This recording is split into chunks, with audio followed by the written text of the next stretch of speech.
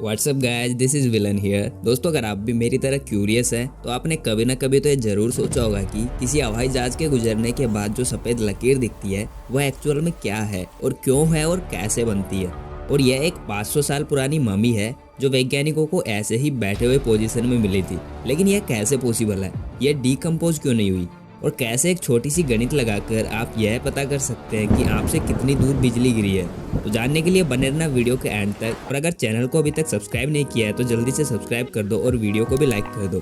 Fact number 1, जरा अपनी screen पर इस फोटो को ध्यान से देखिए। यह एक 500 साल पुरानी मम्मी है। दरअसल यह एक 13 साल की लड़की इंका साम्राज्य में रहती थी जिसकी 500 साल पहले देवताओं को प्रसाद के रूप में बलि दी गई थी। और यह अभी तक इतनी सुरक्षित इसलिए है क्योंकि इसे बलि देते वक्त किसी प्रकार का ड्रग देकर सुलाया गया था और फिर उसी कंडीशन में समुद्र तल से 6000 मीटर से भी ऊपर जमने के लिए छोड़ दिया, बिल्कुल सूखे और ठंडे स्थान पर। और आपकी जानकारी के लिए बता दूं कि यह ऊंचाई इंडिया में मौजूद अमरनाथ की गुफा से भी ज्यादा है। मतलब आप सोच ही सकते हैं कि वहाँ कितनी ज्यादा ठंड होगी।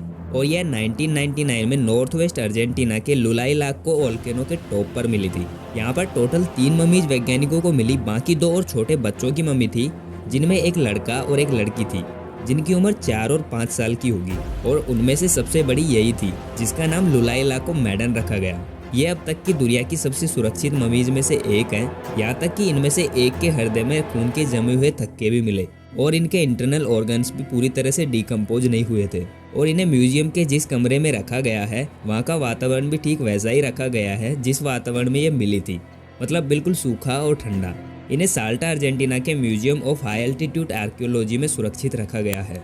और जैसा कि मैंने पिछली वीडियो में बताया था, ग्रीनलैंड शार्क कितना ज़्यादा कैसे जी पाती है, सेम उसी तरह बहुत कोल्ड एनवायरनमेंट में टिश्यूज बहुत कम डैमेज होते हैं या फिर ना के बराबर डैमेज होते हैं और चीज़ें लॉन्ग टाइम के लिए सुरक्षित रहती हैं। अगर आपने वह वीडियो अभी तक नहीं देखी है तो लिंक आई बटन में है। फैक्ट नंबर 2, दोस्तों, हम सभी ने बचपन में नीचे से हवाई जहाज को तो जरूर बाय किया है और हर किसी का सपना होता है कि वह लाइफ में एक बार हवाई जहाज का सफर जरूर करे। और वो जो फिर बाद में आसमान में बनी सफेद लकीर को बड़े ही आश्चर्य से देखते थे।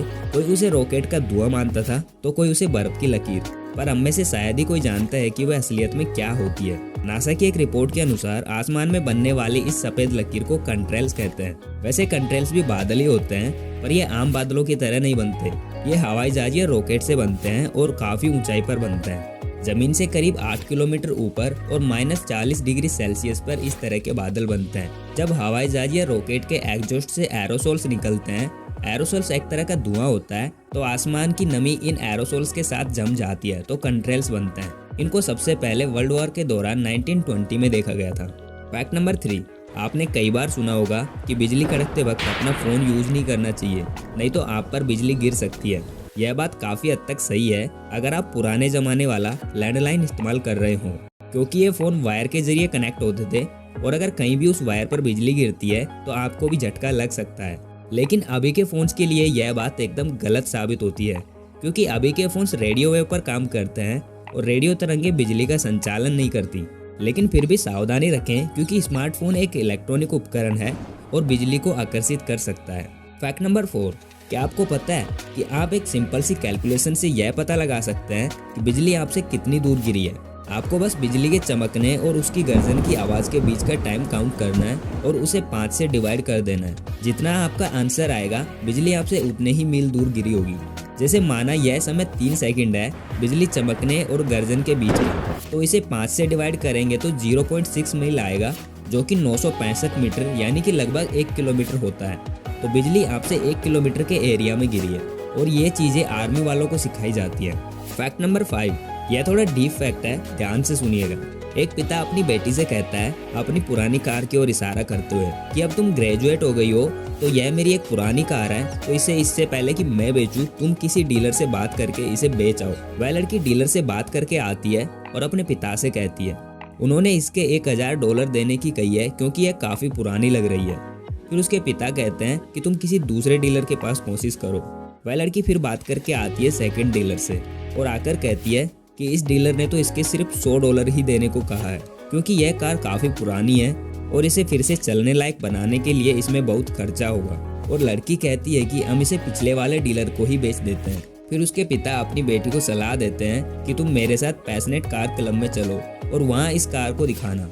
वह लड़की ऐसा ही करती है और फिर आकर अपने पिता से कहती है कि यहाँ तो कुछ लोगों ने इसके $1 लाख तक लगाए हैं, क्योंकि यह बहुत ही पुरानी और रेयर कार है जिसे अभी के टाइम पर मिलना काफी मुश्किल है।